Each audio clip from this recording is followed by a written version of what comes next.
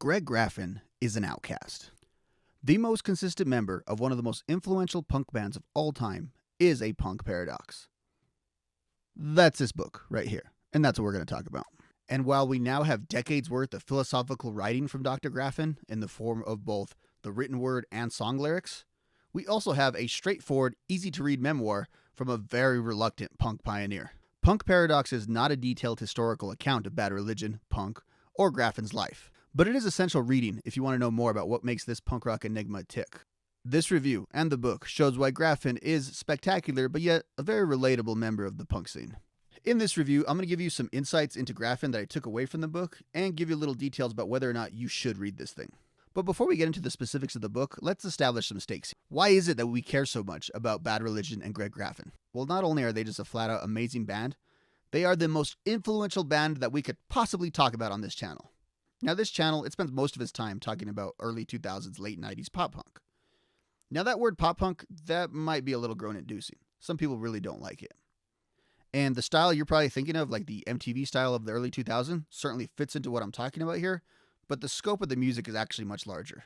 Pop punk can refer to, yes, a very narrow style of music, but in the case that I'm talking about here, it's more useful to refer to pop punk as the normalization of punk rock music into somewhat mainstream culture. Bands like Green Day, Blink-182, and The Offspring, they took punk rock from an underground art form into a bankable commodity. And while a band like Bad Religion may not have reveled in the spoils of success on that level that those bands did, without Bad Religion, there's not really a template for those bands to follow. This point is really hammered home in Ian Woodward's great book Smash, but it can't be understated how important Bad Religion releasing Suffer in 1998 really was for the pop-punk boom that would follow in the next 2 decades. Bad Religion was the big bang moment for the genre. But if you want more context on what I'm talking about, check out Smash, which is a very good book, but also you can check out this book, Do What You Want.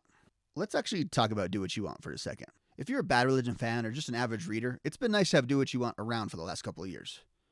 But if we're being honest, the book left a little to be desired. I want to be clear, the book's a good read, but it's essentially a well-written Wikipedia page with proper authorization. Sure, it's an essential read for any fan of the band, but if you're looking for dense, in-depth insights and earth-shattering revelations, it's just not there.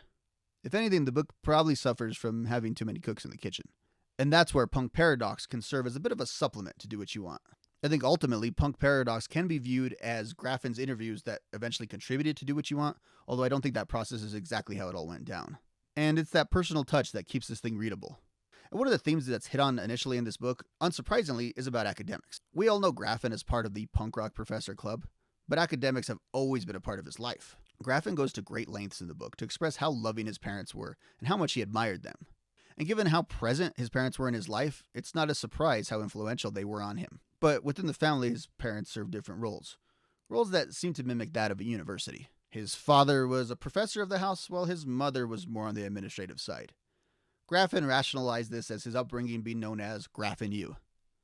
And I think if you read through the book, he kind of carried that into his own family. The commitment to education was so ingrained in Graffin that he would actually spend very few points of his life where he's not somewhat involved in academia.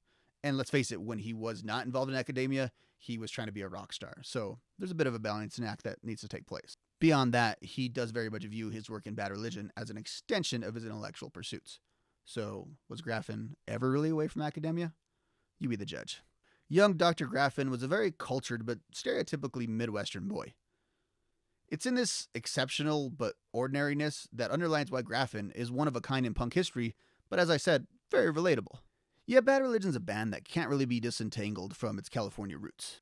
But a key cog in that machine was a result of a suburban Wisconsin lifestyle. Let's just face the facts, Graffin's not really a coastal product in the way that so many other punkers are. And he's not in any way bound to their custom. In a world of conformity, Graffin, kind of an outcast, kind of a free spirit. Now, he's an outcast maybe, but he's also a natural at singing. It's actually framed in the book as one of those things that Graffin takes for granted. He seemed to have no ego about his singing, and I mean that in a positive way, in that he doesn't view himself as a virtuoso, but he did view himself as being very good at it. Graffin's not the type of punk musician that expresses himself through his limitations in his musicianship. I mean, to put this in perspective, the guy was winning like singing contests and scholarships long before anyone outside of Wisconsin ever knew his name. But his natural talent wasn't the only connection that Graffin had to music in his young life. In fact, he would gain a connection to music that would be a result of a major family event. As I mentioned before, Graffin writes about his parents in glowing terms. but undoubtedly their divorce when he was very young affected his life in a very profound way. In fact, we wouldn't have Bad Religion if his parents hadn't got divorced. By all accounts, Graffin's parents were excellent co-parents. Especially from that era, I think that's pretty impressive. And in fact, we made an interesting character in this book named Chuck, a prospective stepfather for Graffin. Chuck was a gigging jazz musician, and it's this exposure to music that really resonated with Graffin. Sure, it's not punk rock, but Graffin seemed to admire Chuck. But who knows what would have happened in punk rock history if Chuck and Graffin's mother had stayed in Wisconsin. Maybe he never meets Brett and Jay, and they never have a band, and we never have a punk scene. Who knows? It's a counterfactual for sure, but it's interesting to think about. But as we all know, they did meet. They met because they moved over to California. Again, this is kind of a result of the divorce, and kind of a result of Graffin's mother wanting to pursue her career. Graffin, his brother, his mother, and Chuck would make a cross-country trek from Wisconsin to California. Now, the book gets super interesting here, because there is a bit of a dichotomy between the California lifestyle and the Wisconsin lifestyle, and it really pulls on Greg. He's pulled in multiple directions. It's also the point of the book where our perspective on Chuck might change just a little bit. I'll let you read about what happened, but the event certainly had an effect on a young Graffin, and throughout the rest of his life. With that said, Chuck is a super interesting character, and someone that I would have liked a little bit of follow-up on. I honestly believe Graffin doesn't know much more about him. This section of the book was super interesting, the pre-punk section of Graffin's life. Now, normally in biographies, you kind of like to skip ahead of the childhood stuff and go straight to the stuff that you know or you have reference to. But I think it's really important to read this book from beginning to end because Graffin establishes the stakes that he would later seize upon later in his life. And this move to California is one such of those stakes. There's the joke about fans of the Dead Kennedys and Jello Biafra with their politics being stuck in like mid-80s California. Well, this isn't exactly that, but if you want social commentary on late 70s California, there's plenty of it in this book. And it was super interesting, stuff I might want to read about just a little more. Like I said, this initial section of the book is more about Greg's discovery of punk rock and his life before punk rock. Once he gets into punk rock, though, a new theme emerges. The theme of him being, well, how do I say this, uber critical of punk rock. Given Graffin's other career outside of punk rock, you might think a book like this would come across as very preachy. And it really doesn't. Except almost at the parts that they're dealing with punk rock.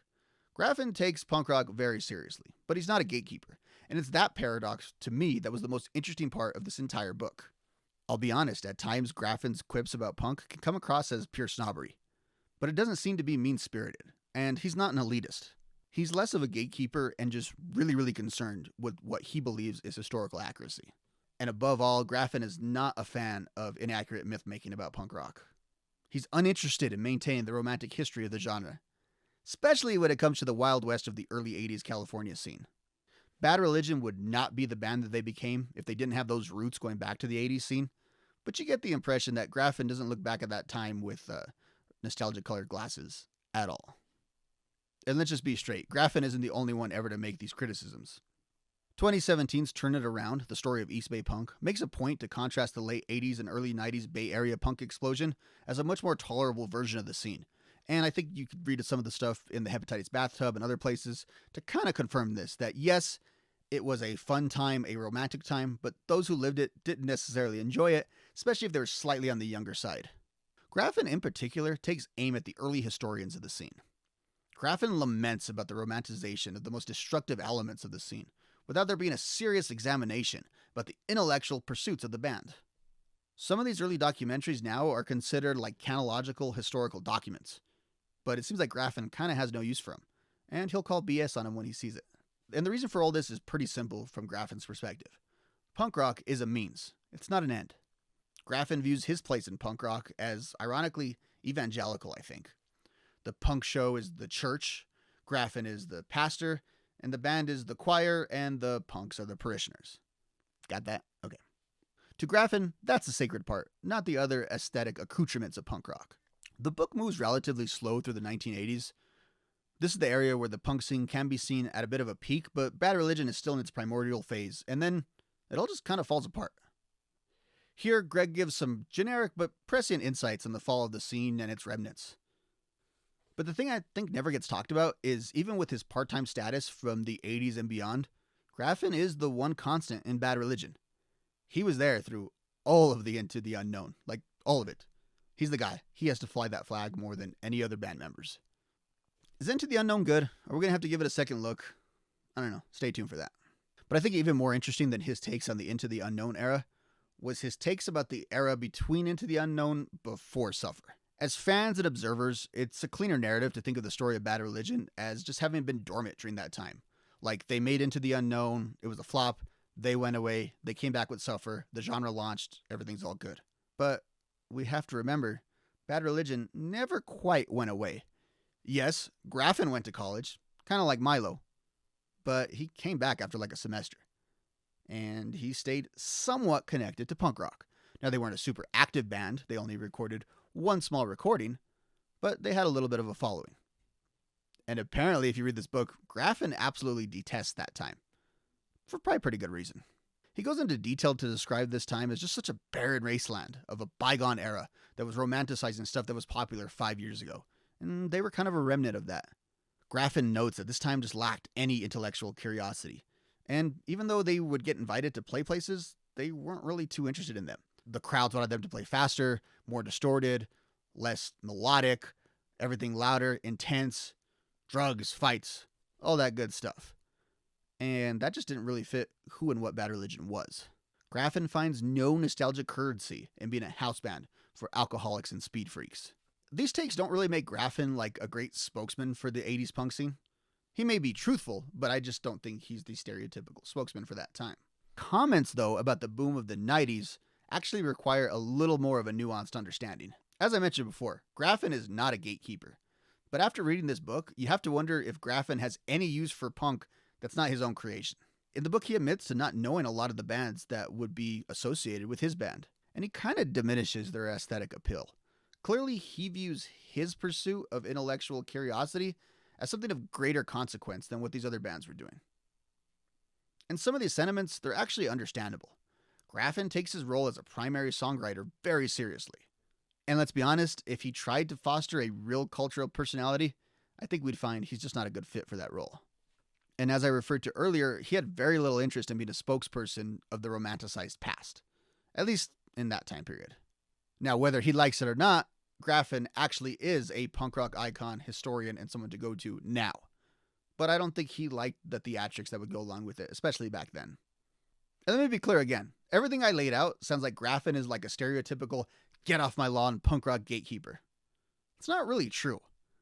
He just doesn't view himself a part of or is not really interested in being idolized as part of the structure that helped foster those couple of decades. But what turns Graffin from a perpetual bitter old punk to an interesting intellectual figure is that in the case of Graffin, you can believe this notion that punk is solely about the music. Now, other artists make this claim, and they may do it earnestly. But those who are making that same claim are usually doing so with a ton of punk rock aesthetic behind them. Like, they're definitely maintaining that punk rock identity. And there's nothing wrong with that. I mean, punk rock aesthetics are awesome, and that's why they've been borrowed by so many other pieces of subcultures. But Graffin kind of has no use for them. Ultimately, I think Graffin's attitude stems from the unique place that Bad Religion has in punk history. Sorry, Doc, I'm going to be an armchair historian here real quick. Not only is Graffin an outcast, but to a degree, so is Bad Religion. I can say personally, like when I was a teenager, the fact that Bad Religion had like the connection to the Black Flag era was a big part of their appeal for me. But let's face it, Bad Religion was a junior band to all the heavy hitters that we associate with like the decline of Western civilization era. And then they have the Big Bang moment of Suffer, and the scene's just completely revitalized. But the bands that would eventually rocket into super stardom, they were kind of in their infancy when Bad Religion had their run of classic albums and tours in the early 90s. In fact, they even were a headliner for a young Green Day back then. At the same time, their signing to a major label in the early 90s didn't exactly make them rock stars. Even in the 2000s, when they reclaimed their mantle on top of popular punk, they were always perceived as the elder statesmen, despite not being chronologically that much older than their peers. They just kind of occupied that space. They were like everyone's really cool dad. And I don't mean that as an insult. I really don't. So it makes sense that Graffin doesn't really seem to identify as a punk rock icon of the 80s or the 90s.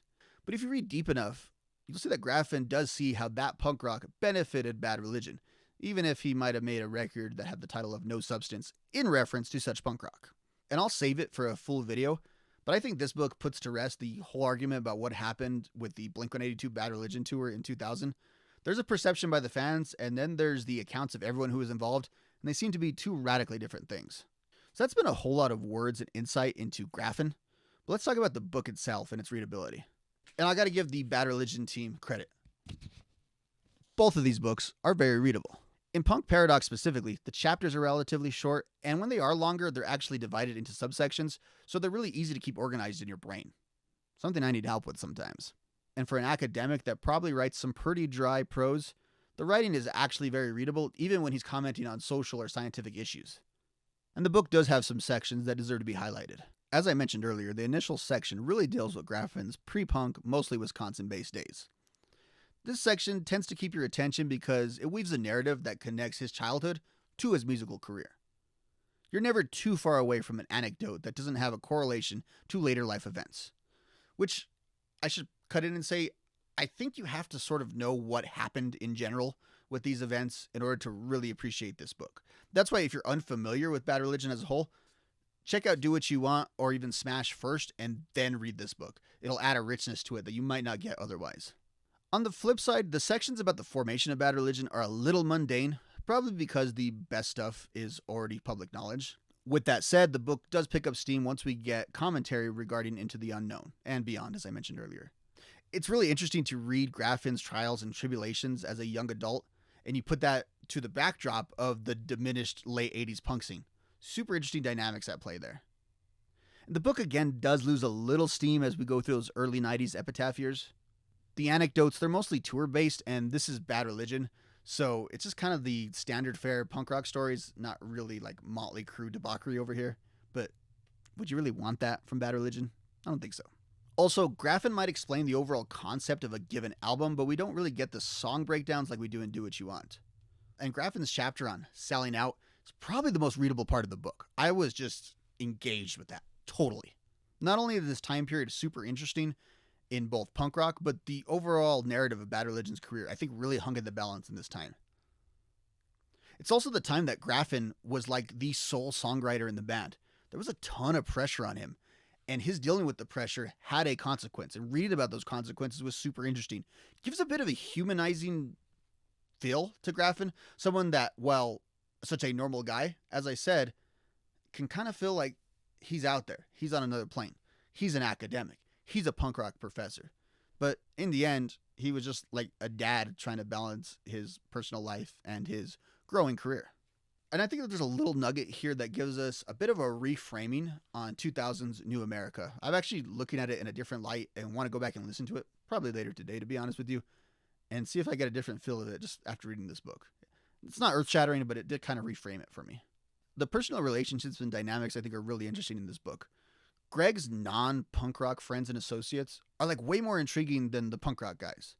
But let's face it, you probably came here to read about the punk rock guys. And there's varying degrees of insight that you get into all of them.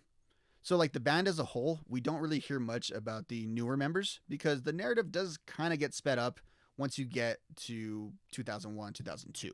Drummers aren't really given much thought, although Bobby Shayer's departure is treated with some respect and there are some nice words that are said about him.